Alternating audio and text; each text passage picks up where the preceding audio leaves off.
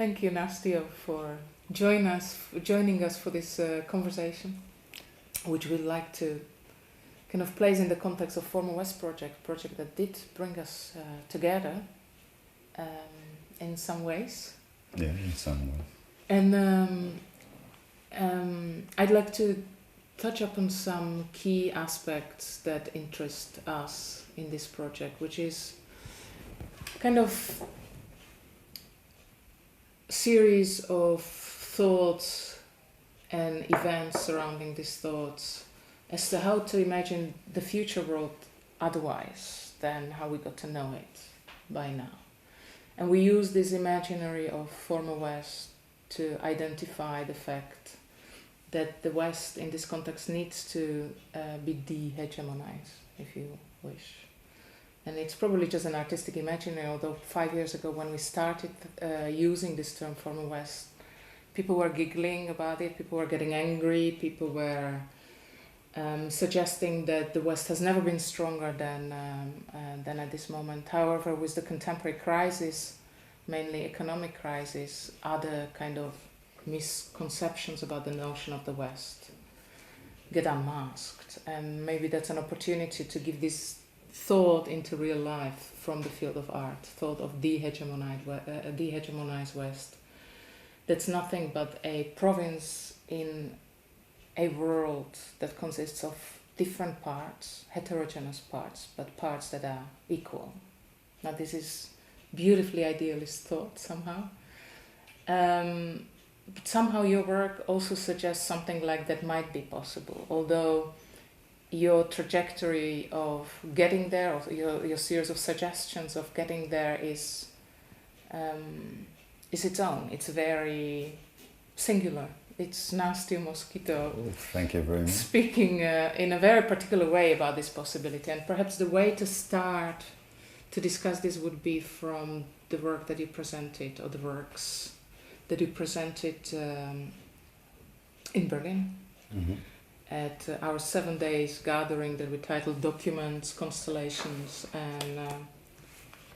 and Prospects, and maybe start talking about that. And maybe you want to start with a little bit of an introduction as to that work. Of the works.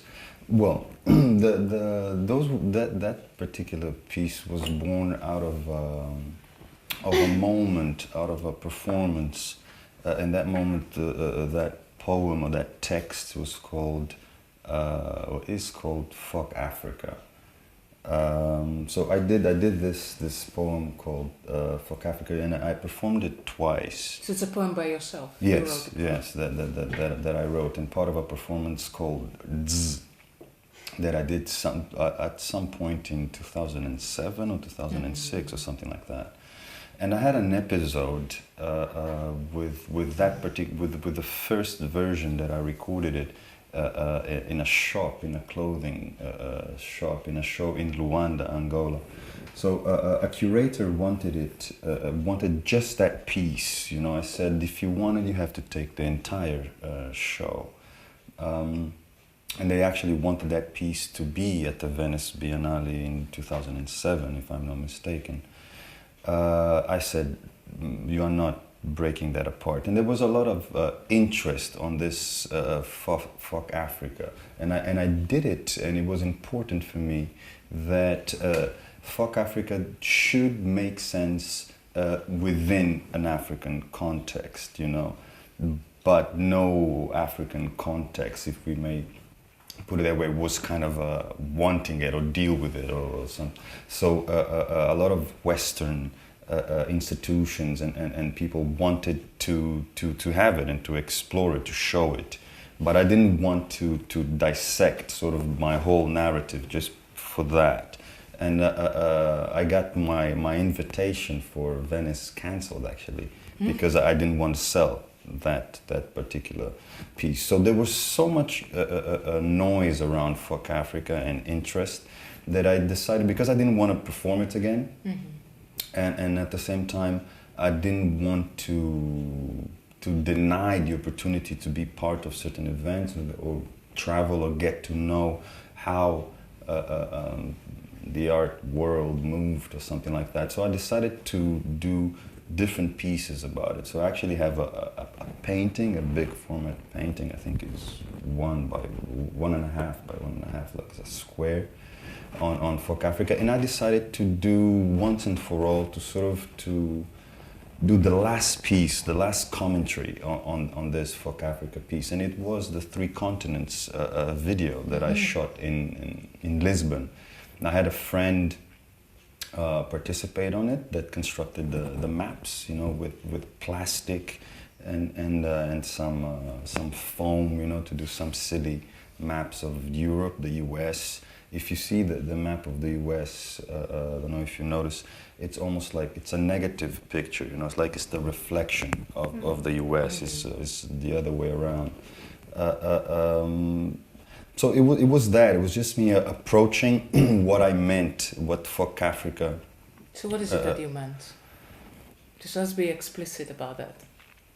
Well, that's crazy. If I could be more explicit than the work itself, I didn't feel the need to do it. You know, I have this extreme difficulty in explaining the work because he cannot exist in any other way. You know, that's why it has to be a video or a photograph or a song or a poem or something like that. But I can tell you that Three Continents was born that I could be happy on the folk Africa sort of universe that I had created to be available in Europe, you know, so that it would not be misused, let's say, not another angry black African, you know, at the disposal of whatever context could be. So I decided to balance things out. So I separated between Europe, America, and Africa. At the end of the day, what I want to say is that that's perhaps, let me be polite, a silly question. The question of identity, you know. It's a silly question. I don't think it's a subject. It's distraction, and that's basically what it is. I'm not a great fan of identity-driven work. You know, I do believe that identity is important because it gives context, and context is crucial when you look at something. But again, if you are not careful, identity can drive you to tradition, and what I believe all of us are trying to do is to be connected to legacy, you know, which is a relationship with our past, an acknowledgement of what the present is, and a projection of what we want the future to be. So in a general sense, what I wanted to say, stop this bullshit talk about where you are from, and let's perhaps start talking about what do you do? You know, what do you want to do? And right, but I just don't want to give up that easily. well, please. Because it is what you offer at your work and with your work, right? Like, think of the performance when I saw you performing for the first time, titled African, I guess. So it's actually yourself who plays with that. You know, with who plays that around that identity, who performs it, of course, with a question mark and enormous volume of sarcasm and irony. Yeah, but still, it's I've sometimes I forget this, but I've decided a while ago that I could not. I don't want to be against something. I want to be for something. So I've decided very early on, I don't know if it was a decision, if it was just laziness or something. People write a lot of things about my work and about me. And there are some people, very brave, I've got to say, that even get into, well, they write about my motivation for doing certain work. And I find that very funny. So I decide, I don't say that's a lie, that's not true, that wasn't done. You know, there's some people that say this was shot in Angola when it was shot in Spain, but I don't engage with that. So I don't engage with denying my identity because I am African, I suppose, and I am Angolan, but I am my mom's kid, and I do love rice. I'm made of a lot of things, so I'm not. I have no intention of denying identity. And if that's the reason why you invite me, or that's the reason why you want to engage with me, I'll say yes, okay. There's no problem, as long as you don't mess with what I want to say.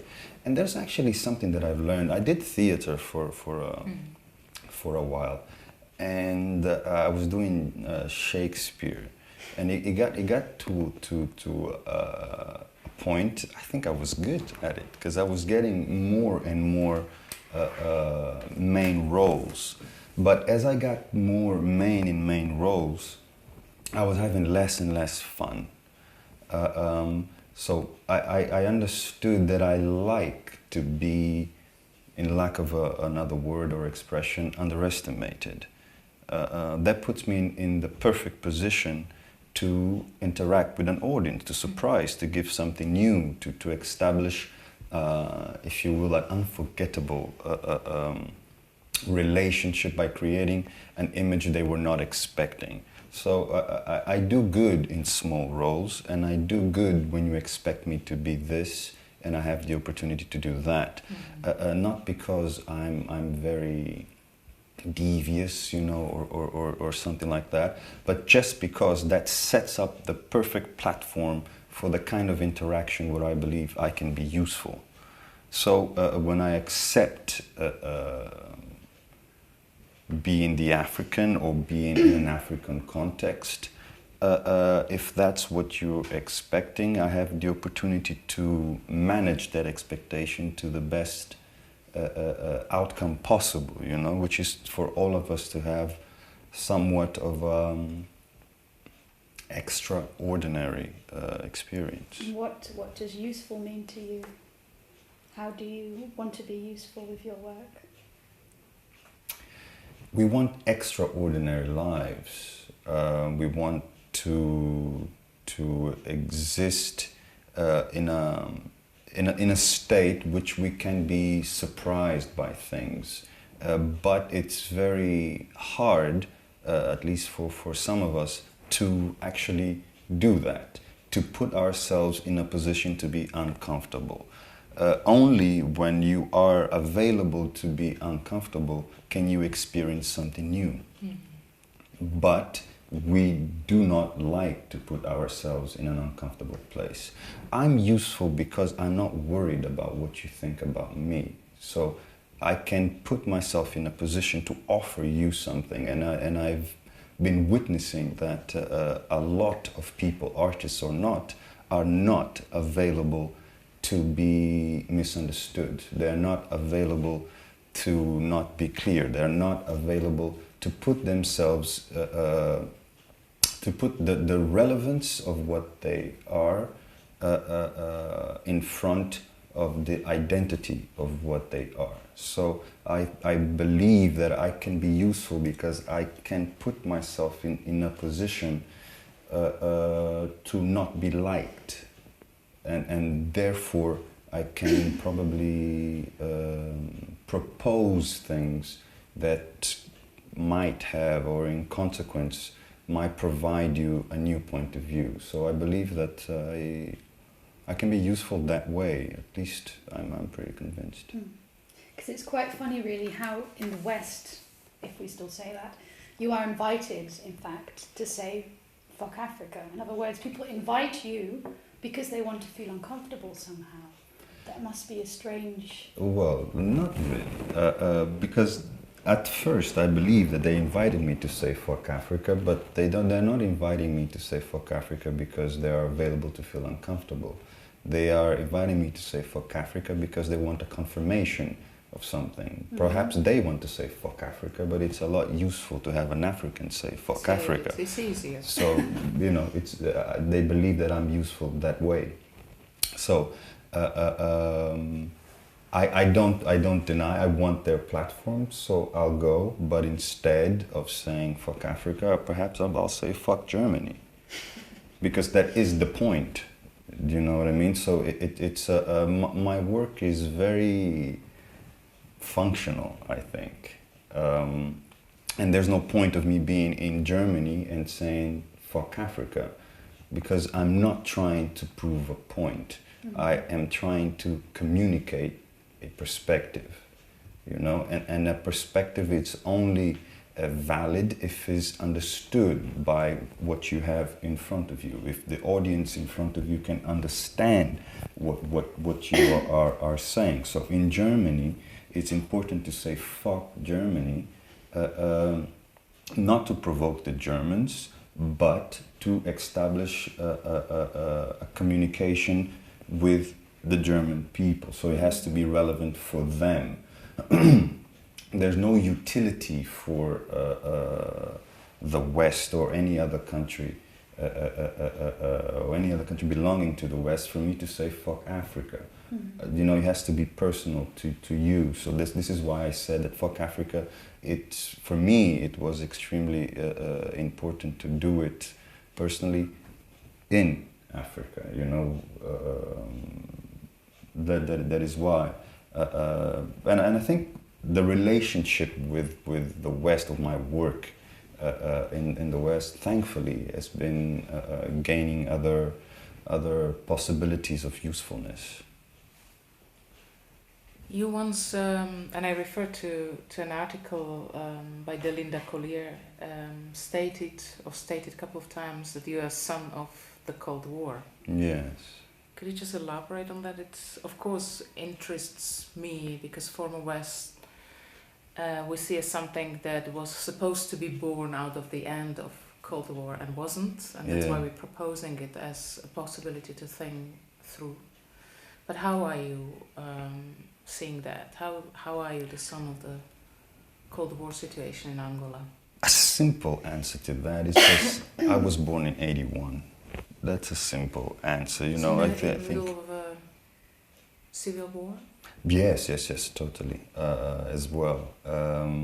It's just the context of there is a lot of people still today have a very bad understanding of all the ramifications of this Cold War. People kind of see it as in a Superman like comic book, you know, that it was Russia and the US and that was it.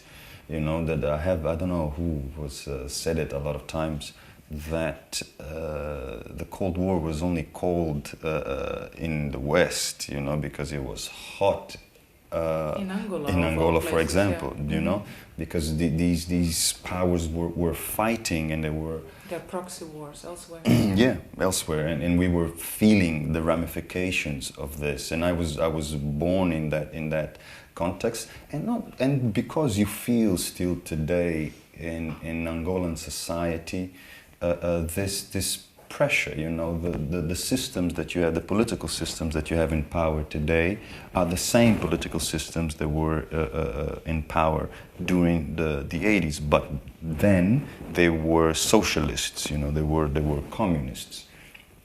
Now they are Democrats and capitalists.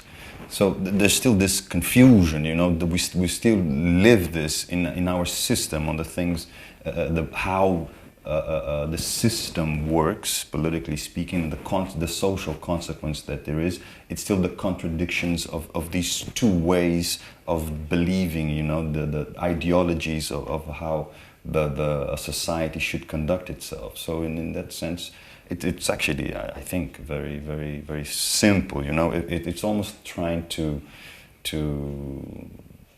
you could ask yourself, if I was born in that period, it's very hard for you not to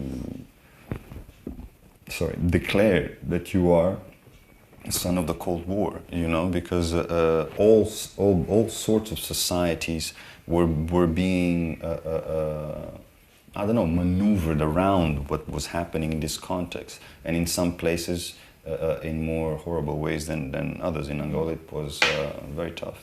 So just get the data straight. So 1975, right? Angola gains independence from Portugal. Yes, 75. And then it's thrown immediately into civil war. Yeah, almost which is immediately. Basically a proxy war between the US and the Soviet Union and their respective allies, supporting another faction in the political theater of Angola, right? Yes. But you said they were socialist? Yeah, man. That's what they call themselves, right? Isn't that what communists are? I don't know. I think for me, and I'm from the south, you know, and I'm from the south of Angola, particularly connected to, I don't know, the bad guys, let's say, of our Cold War. My father was in prison. We had at some point to get out of the south and go to the north, and it was very, very hard to be a southern kid with a southern accent in the north while all of this is going on. But it's very particular because not a lot. We were not having what the West would call tribal fights and disputes. You know, it was purely ideological, and this gives us an advantage today, you know, because we are not arguing if you're from the south, if you speak that language or not. We have 8 official ones, and there are like 300 of different dialects from these official languages. So we didn't have a lot of the problems that other African nations were having, because we were very, very ideologically charged, you know. I think, and this is a consequence, of course, of the process of independence as well. It was an extreme ideologically charged sort of energy that galvanized all the actors that provided the independence, you know. That was hard to get, but it was a consequence, you know. They had, while they were fighting for independence from the Portuguese, they were already connected to these ideological differences, you know. They were fighting together for independence, but there were clearly 3 different ways that they wanted to go about once they conquered independence. So it's a consequence of that, I think, and the party that won, I suppose, was connected to the Soviet Union, you know, and connected to that way of doing things. But then the Civil War ended 2002 only? Yeah, 2002 only. From 75 to 2002. There was like a brief period in 92 that it kind of stopped. There were elections, but things didn't go well. So how did 1989 play into the situation, if in any way? So the fall of Berlin Wall, the end of so-called communist rule in Central Eastern Europe, Soviet bloc. Did it play into the situation locally? Did you register 1989? I mean, you were 4 years old, I understand. Yeah, not in a particular way, but of course, you know, with this fall, the relationships kind of weakened, you know, and that what you would get, a lot of the financial support. Angola was not in conditions to produce. We weren't producing anything. Our industry was totally destroyed, you know. So you did feel that the world was changing. You know, the guys who had won, they were on the side of the Soviet Union. All of a sudden, they were losing their backup. You know, their strength was losing. So there was a lot. I think I have to give credit to some of the Angolan dictators or some of the Angolan. Well, what's a dictator? You know, it's very clear. It's the people that dictate what happens and what doesn't happen. It doesn't have to be negative necessarily.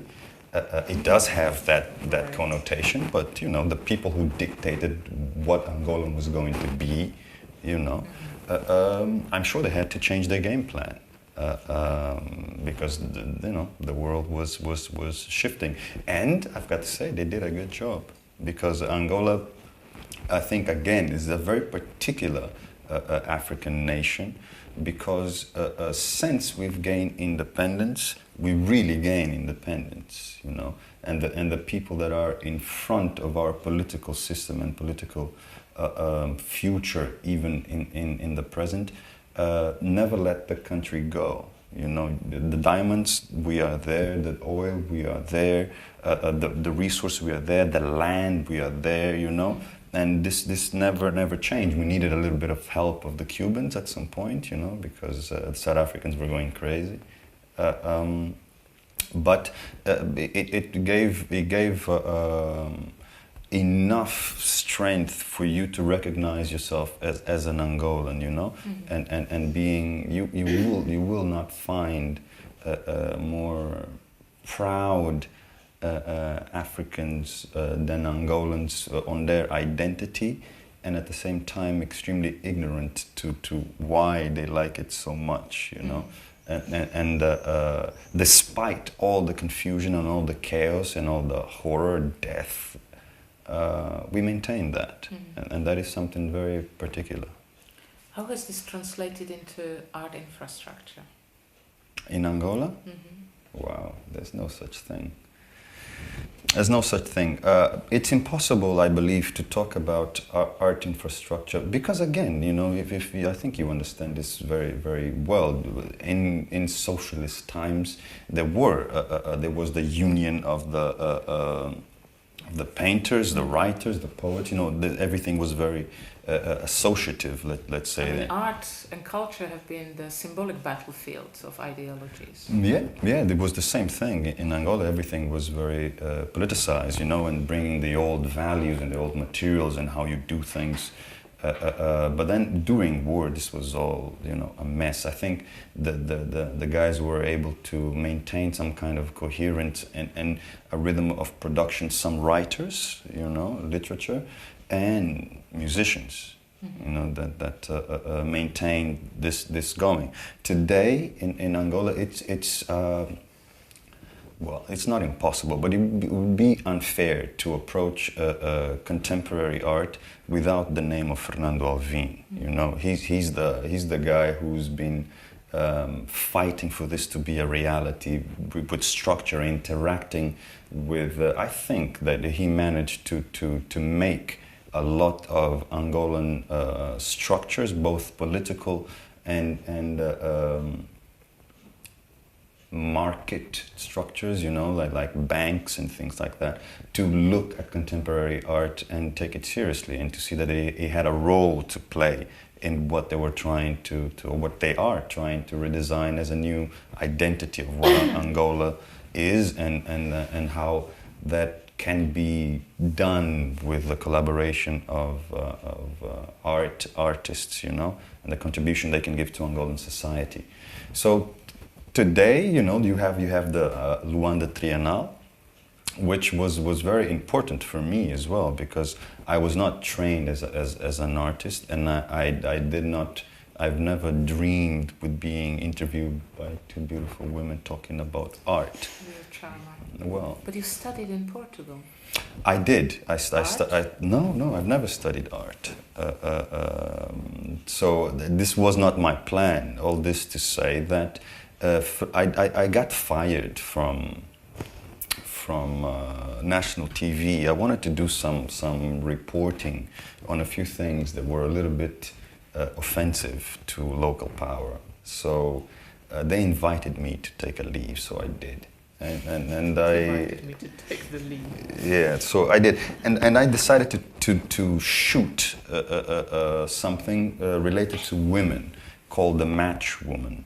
I was going to shoot it, and then my crew, it was Saturday, nobody showed up. But you know, I had my makeup on, I had a dress on, I was ready. So I called a friend, cousin, photographer, and I said, man, let's transform this into a photo shoot. So we did. 1 year later, Fernando Alvim sees the picture, says, I want this, I'm organizing this, and da-da-da-da-da. I said, dude, I didn't make this for you to take, just one. I pay you $8,000, take it. So that's how it started, you know. So Fernando Alvim had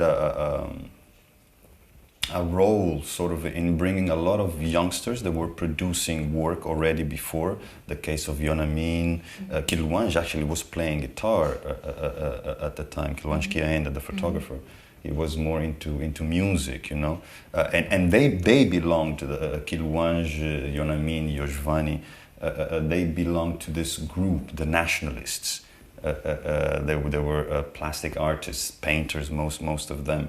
And Kilwanj started taking photography. One of these days, they heard that I was working with video. I was taking pictures, and then I had no job, right? So I was doing my best to produce work that I wanted. I did a show called A Little Kiss on the Ass, which was like a metaphor that I believe that each Angolan should be available to get down to another person's ass, you know, to get that close. And then once you get that close, you can really see if that ass smells, or if it's too hairy, or if you got toilet paper bits hanging, you know. But you need to get that close. You cannot assume that an ass will be dirty. So this was a metaphor to say we got to trust one another. We got to establish relationships and all of this. So it's a very particular way of suggesting it. I suppose, but it seemed to make sense to me. So both the nationalists, these guys, and Fernando Alvim saw me doing these things, and they were the ones who started calling me an artist for the first time. I wanted to be the best cameraman the world had seen. That's what I was aiming for professionally. So what did you study then? I studied media. Production operations in media. Because that's actually also one of the things in your work that's really striking, that some of your works are very, very political and very critical, and seem to want to kind of, as you said, disrupt things and in a way even change the world, you could say. But other works seem to be more about entertainment and about very personal sentiments. You have videos where you're dealing with, you know, personal relationship histories, and with your work there doesn't seem to be a conflict between entertainment on the one hand and kind of political content on the other, whereas of course traditionally these are two conflicting fields. So how do you feel about that? Can things be entertaining? Is that a conflict? How does that work for your practice? Yeah, I don't know. I think it probably comes from my background. You know, I continue to do what I think it's important, and fortunately enough, I had people contextualizing it for me. You know, I would feel no problem to be side by side with Britney Spears. I have no problem with that. And I have no problem with a particular product or a particular a piece of work or a particular thought to be, you know, reproduced and to be exposed to as many people as possible. So I don't see this conflict, you know. And when the art context started to come, I was just happy that there was like an avenue where I could do what I thought was, you know, what I had to do. And people call it art. I said, great. But I fully agree with Gwen. It's sort of practice that is really difficult to grasp from but one angle. And indeed, I also characterize it as this tension between, how would you call it? Like this politically motivated moves versus entertainment moves, but somehow they're not fighting. They're kind of probably complementing one another, and I kind of am sympathetic to the fact to what you say, that I do my things, I entertain any possible venue that I can use for myself, and that kind of theorizing and contextualizing that I leave up to other people. But I wonder whether the division is graspable through looking at Nastio or Nastia. Mm-hmm. Is it something of the past, or do you still see this kind of duality between Nastio and Nastia, the alter ego? Yeah, again, I told you I don't correct people, you know. They told me that Nastia was my alter ego. I said, okay, They told you? Yeah, they told me. And how did you envision it? So Nastia and Nastio were one? No, I was very angry. I was very angry, and I wanted to create a clear line of separation for me to how I was going to deal both with market, both with the operations of exposing my work, and the motivation why I did that work. It was very tough to start with. Because different people have different motivations, right, to show your work, and I learned in the first 3 years or something, or 2 years, going to art events, international art events, that I wasn't totally comfortable with how I was being used. You know. In which corner you were kind of... Yeah, and how I was being used. I trust very easily because I worry about communication. At the end of the day, I want to communicate something. I do not do art to stay in my closet, you know. If you tell me that there is something that we can do, and I understand that that's something that we can do is going to reach to people, you're probably going to see me working very hard and in a very disciplined way, instead of you tell me that it's something, you know, for just a study, I'm just curious. No, I want to communicate. I want to present things to people. That's important to me. So I realized this, and that I had to have some more control. So Nastio was just a way to create space. Mm-hmm. I needed more room, and that character gave me that, you know, because the truth is, I'm sorry, I don't care about most of the things that you care about.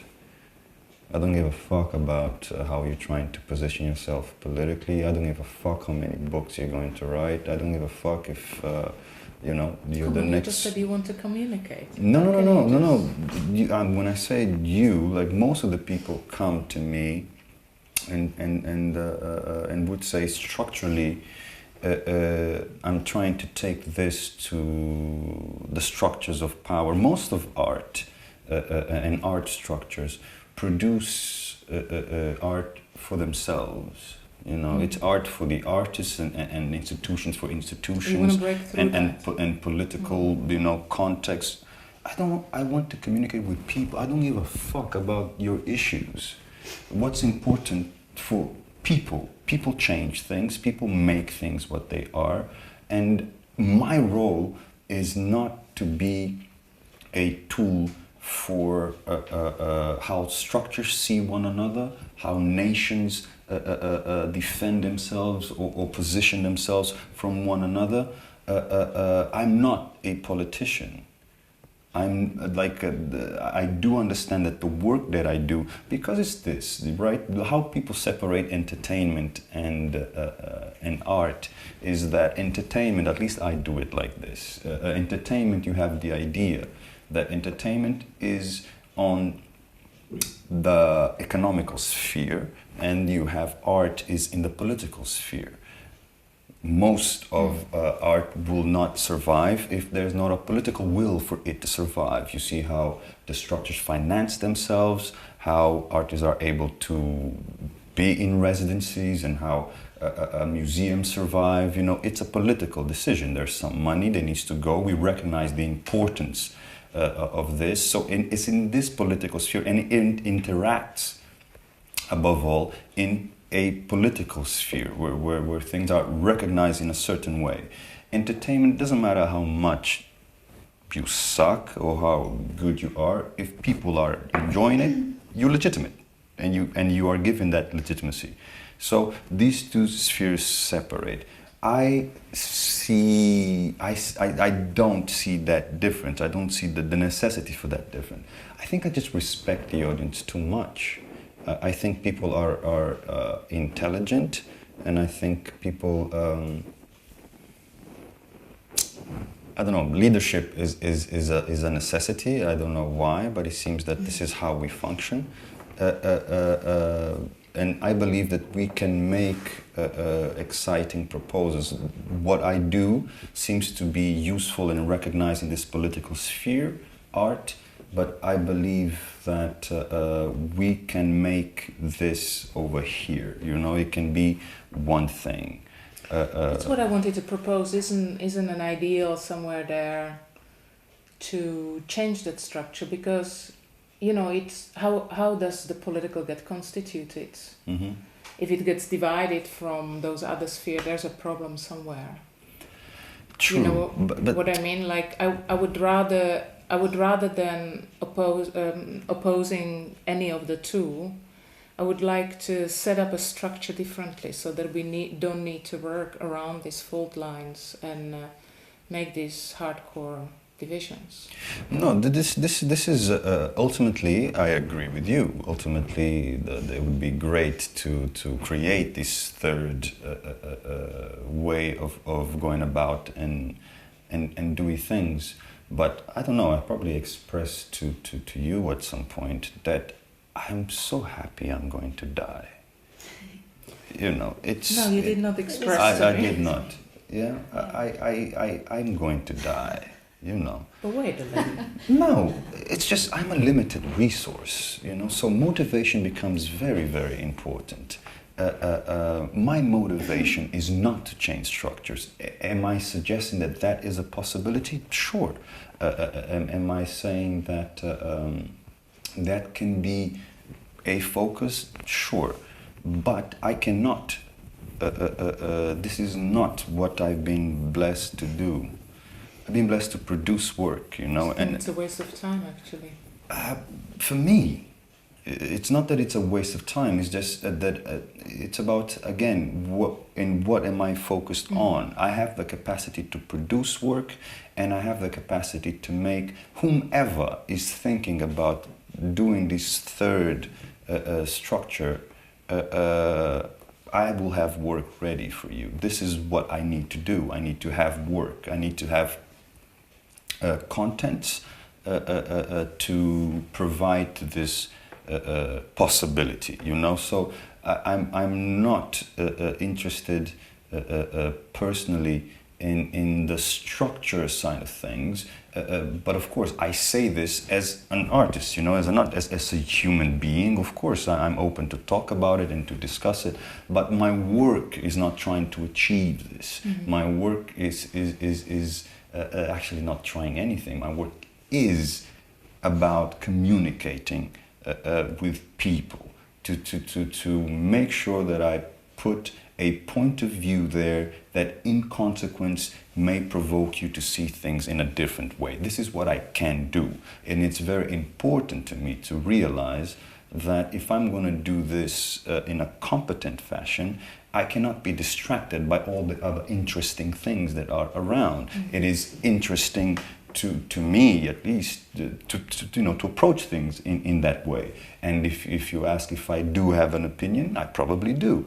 Do I have a perspective on how that could happen? I probably do. But that cannot be my focus. That cannot be where my energy is set, because I'm set to provide another part of things. Now, I do, as you know, as BAK knows, this institution knows, I hope, I am open to discuss those things so that I can continue to do what I can do, so that whomever is defending structures, they have material. There's like substance to give to this perspective, you know. So I understand very humbly what my role is, and I'm doing my best to dedicate myself to it. Mm-hmm. Is Nastio still in existence, or was it a temporary moment in your practice, or is it a continuous? Well, Why I ask, I cannot identify where and how it was, but Nastio spoke with in English, but with very explicit Russian accent. Yes. And then with this very explicit Russian accent that to me evokes, you know, political fight, political struggle, Marxism, communism, all those ideals. That's my childhood, my immediate reaction and how my intuitions get organized. And then in this explicit Russian accent, she pronounces, I want to be mainstream. And that's such a counter-intuitive motion. And for me, that was indeed creating a possibility from your perspective as an artist to kind of walk both avenues at the same time. But that would inquire of Nastio to stay true to the underground inclinations. You know what I mean? Yeah. That kind of interplay between the two. So I'm curious whether Nastya was a temporary alter ego or partner in crime, or is that an ongoing kind of divide that you try to negotiate within your practice? Well, I know I'm returning it back to that. No. Well, I'll answer you like this. When Nastya came out of my vagina, I didn't allow him to do so. So I don't know what he wants to do or where he's going to do. Again, if I believe if he finds himself useful, he's around. Okay. Sounds fair and clear. Whenever you Google your name, the first thing that comes up is a provocateur. Where does it come from? That I'm a provocateur? Yeah. Whom and what do you provoke? I don't know. It's so strange. I was in Japan the other day, and The other day? yeah, a few weeks ago, and there was this lady that came French. She came to me. Oh, I saw your work. I like it very much. I said, oh, great. What did you see? Oh, the violent one. I said, what? Which one? I haven't created anything violent that I know of. So I guess it comes from how people feel my work, I suppose, how they approach it. It's not your starting point, it's the way your practice to provoke is being read, understood. No, yeah, I won't lie. I won't say that I don't know that my work can, may cause people to feel provoked or something like that. But that's not my worry, That cannot be. As a creator, as a creative entity, I cannot be focused in if it provokes or it's not. It can be a very dangerous jail to for that to be the departing point. It's always, what do I want to talk about, and then is embracing the foolishness God had when he created me. I see things in a particular way, just like you do and like you do. And I speak them in a particular way, and I make sure that whatever I do, it's me speaking. That's the only way I'm going to be particular. It's the only way I'm going to be different if I'm 100% me. It seems that you're saying now that the provocation is coincidental and a byproduct of being yourself, but surely there's also an intention and in this provocation. Or is it really? For example, I remember your performance. You used the C word. Yes. I mean, you must know what kind of response that would get. I love language. Mm-hmm. I love language. I love words. I love to communicate. I love to use words to convey a particular. Sometimes it's about rhythms, and other times it's about content. Mm-hmm. Sometimes it's about deconstruction.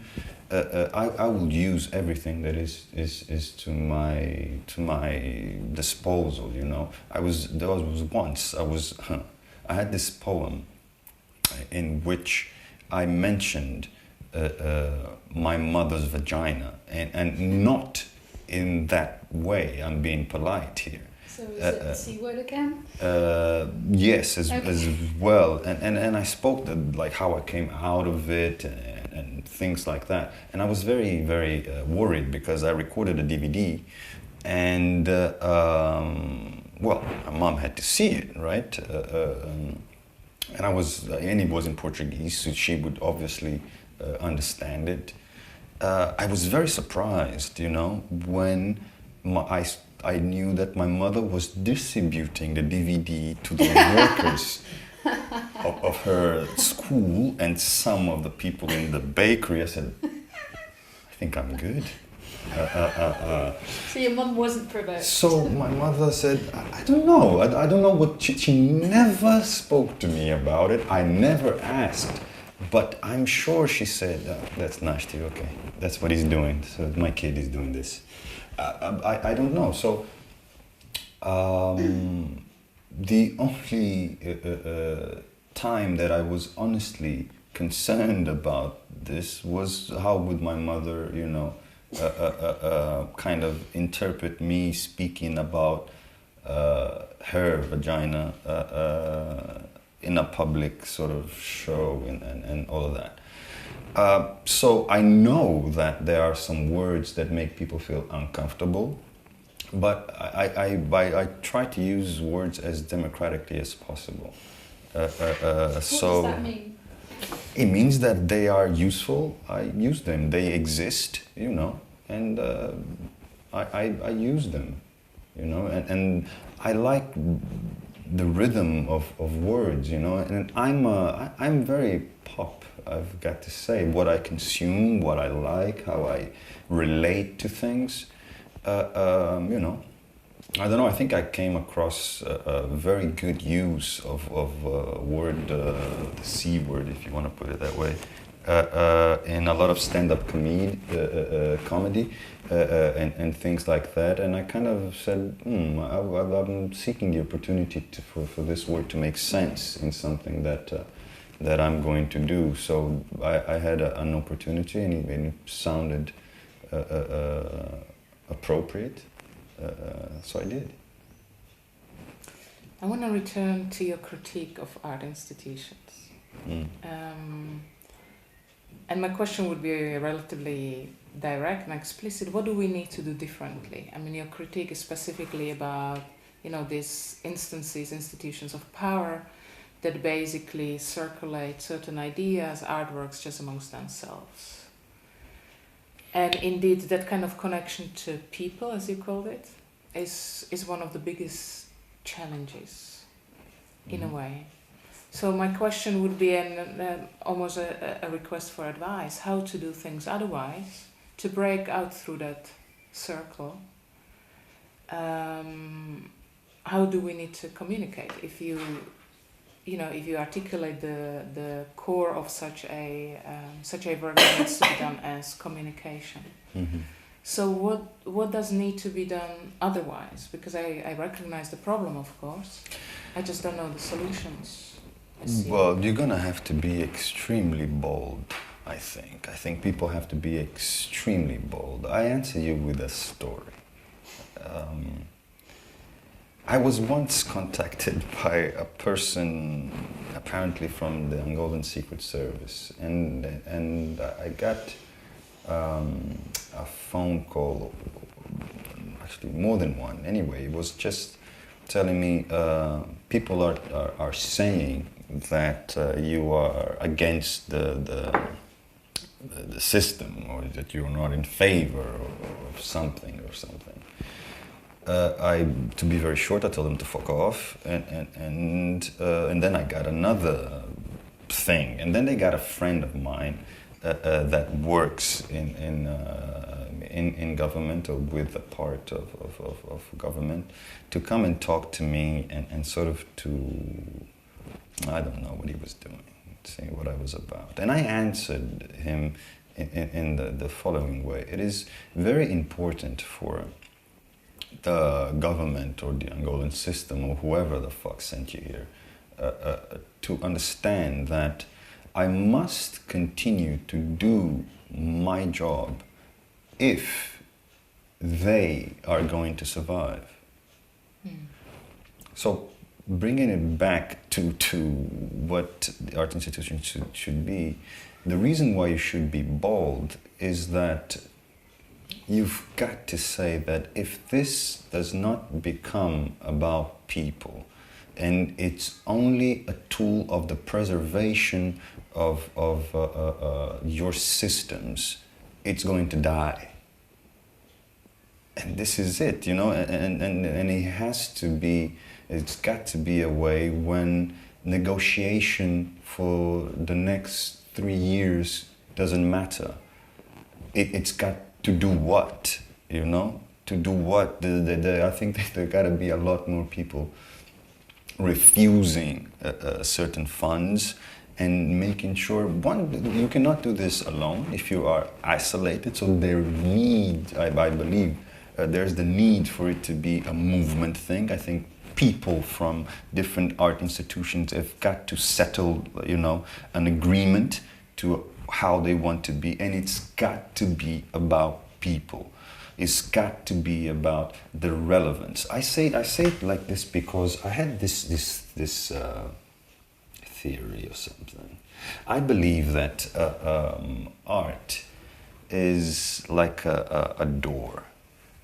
Good art is a door, and it's a door. You know those cowboy doors that go, you know, like a salute. Yeah, to both ways.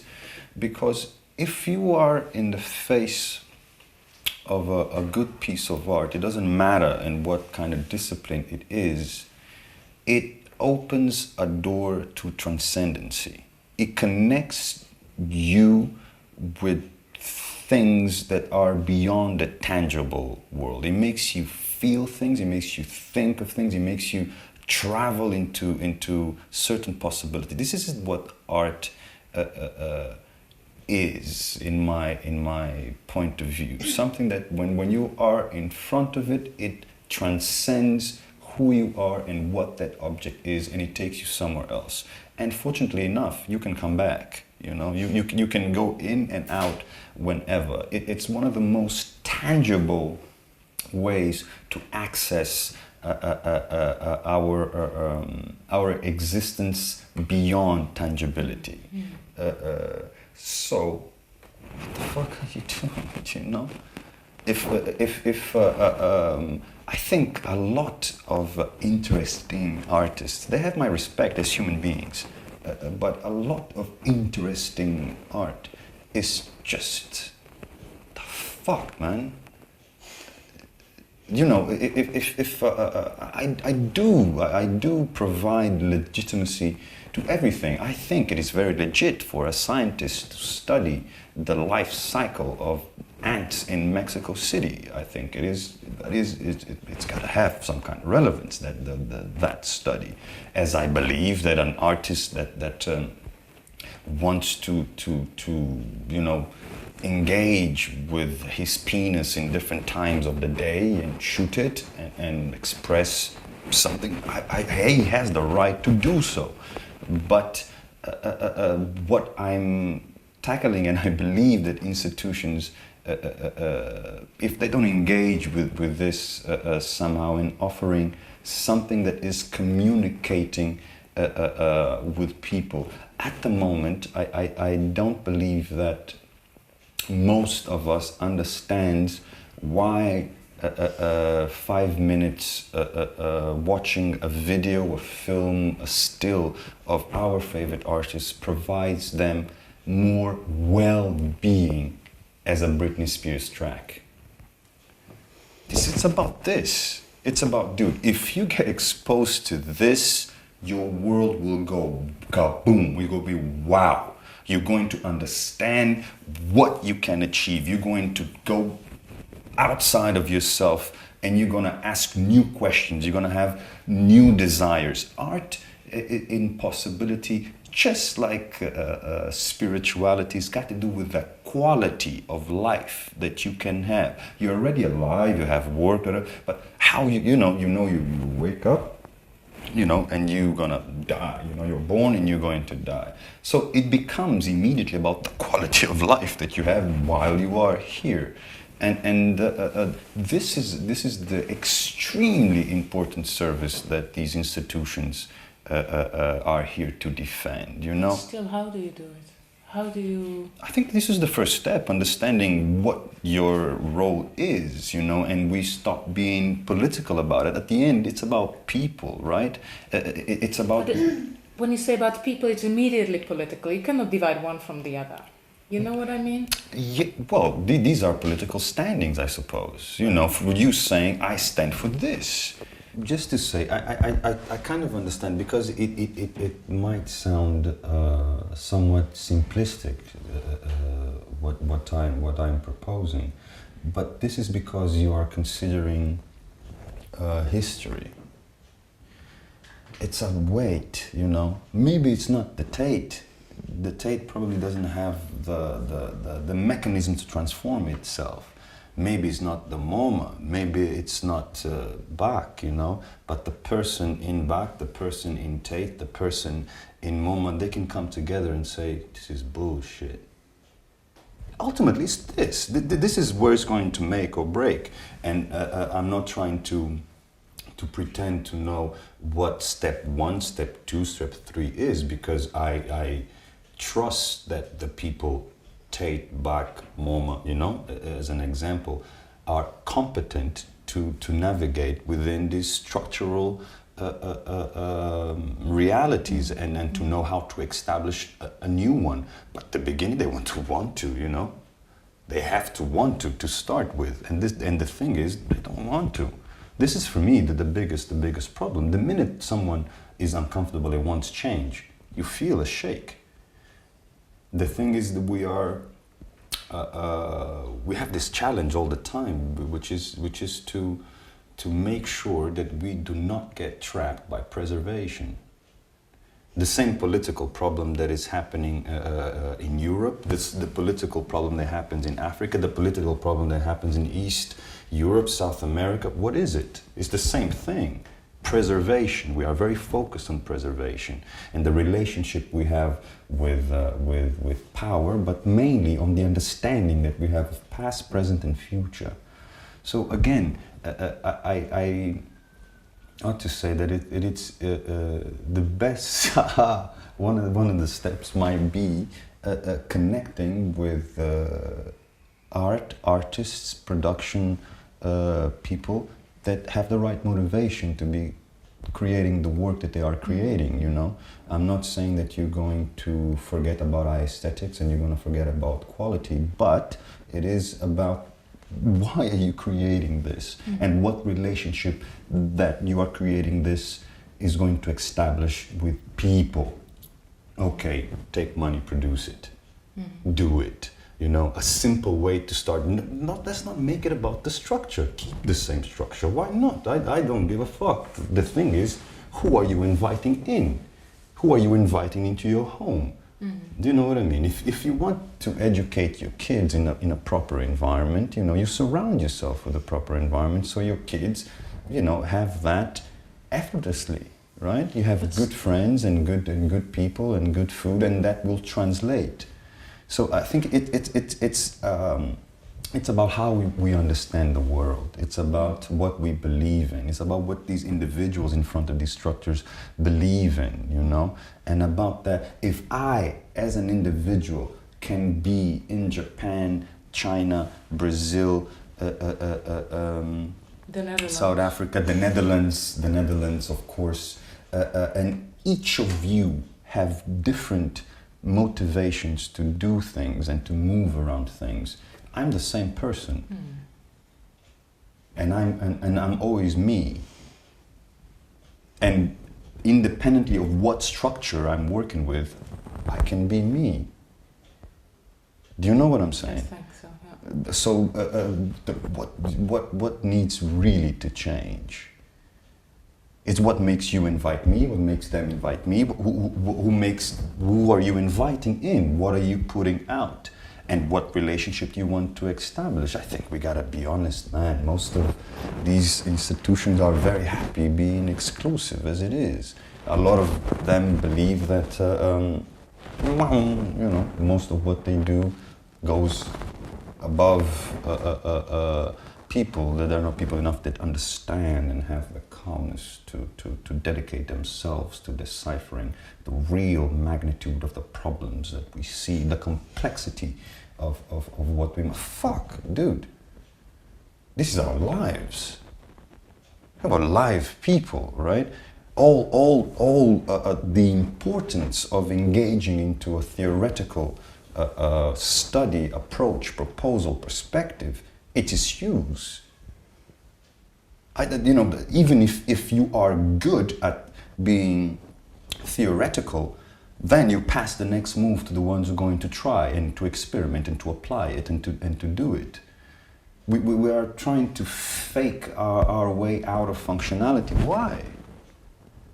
So I believe that to some extent it's about the perception of your relevance, and these institutions need to ask these questions, and whatever answer they come up with is legitimate. But I believe that that is where the change is.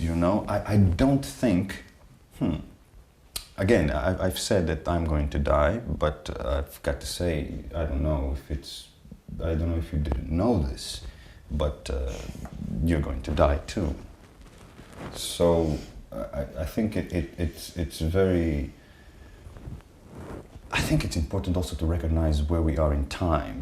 Maybe we got to be very honest that we are not going to be able to finish the job. So we've got to set ourselves up to win for the next people that are going to be here. If we go about tackling structure without tackling belief, it's going to be a problem. It's not sustainable. What you believe in, what you motivate in, why you do things, it becomes consequent on doing things. So I'm not sure if our generation, this next 50 to 100 years and behind 50 years, if we should be, I think we've got to come to a reality that what's our job now? And I'm extremely convinced that is to approach how we see things, our perception of things, and what we believe in, if we're going to be consequent, if change is going to install. Nothing can change. It's like this. How does an individual change? You cannot change an individual if you do not change what he believes in. A drug addict only stops consuming and killing himself if he changes his belief system, if he changes the perspective of how he understands what he lacks, be it emotionally or physically, needs to change what he believes.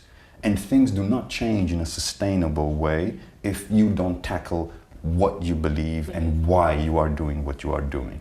I'm not sure that, unfortunately, we'll see the end of this, but we can commit to making sure that people are seeing if it's the C word or cunt is good enough. Do you know what I mean? I think I do. I still don't know how to change those beliefs. Oh. And yeah, that's because you just articulated that the institutions are being arrogant. You didn't quite use that word, but they kind of believe that they are above the people. But often it's not the way. Yeah? It's just an absolute kind of panic. No, I that stems from your own incapacity to connect to the people, No, yeah, let me just correct you, because what I said and the main reason connected to that, the word I use, I don't even want to acknowledge if they are being arrogant or not, but that might be a way that they're using. They might be using arrogance to preserve themselves. The question to tackle here is preservation. Okay, no, I understand. And preservation. And some of them use arrogance, some of them use weird things that they believe in, some of them, to preserve themselves. They convince themselves of something. So these institutions want, above all, to preserve themselves. And I'm not saying that this comes from a bad place or of arrogance or being above the people or not. I'm sure that I interact with these institutions and I've met very good people. So my statement again, I'm not against those institutions or against the people in front of those institutions, because I need them to work. I need them to be engaged with the right thing so that I can be engaged with what I can do. So I think that what to tackle is preservation cannot be a concern. There's got to be something more important than that. And can you grasp that more important thing in one word?